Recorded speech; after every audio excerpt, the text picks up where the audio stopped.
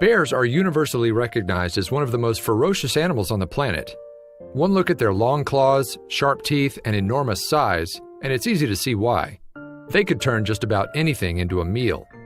In fact, even the biggest and baddest animals of the animal kingdom are susceptible to falling prey to bear.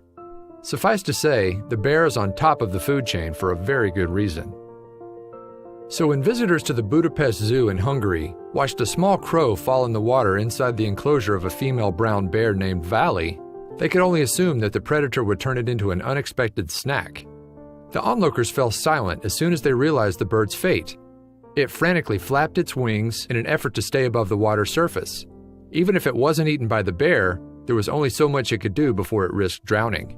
Clearly the crow, who soon began to slow down as it bobbed up and down in the water, had suffered an unknown injury and needed some assistance.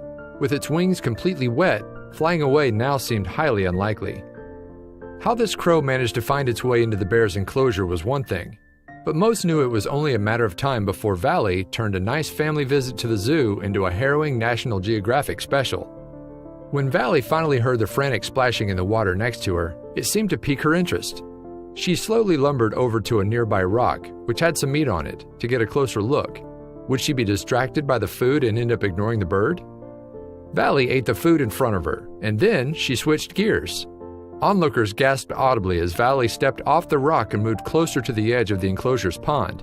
She had definitely seen the struggling crow, and she headed right toward it. At first, Valley seemed confused by the interloper in her pool. Usually when the zookeepers brought her food, it was left in far more convenient places, like the rock she was standing on earlier. This food, however, was different, and alive.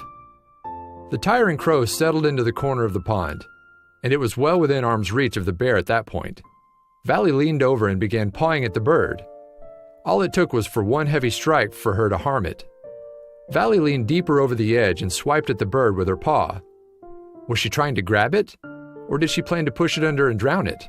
Either way, things weren't looking too good for the crow. That's when the bear finally grabbed a hold of the bird.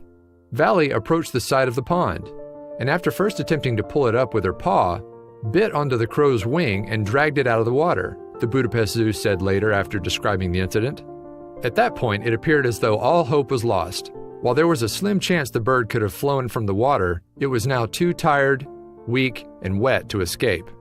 It was decidedly in Valley's clutches, and its fate was surely sealed, right? But this bird wasn't going to give up without a fight.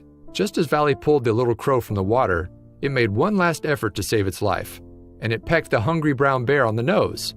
Onlookers were nervous to see how Valley would retaliate.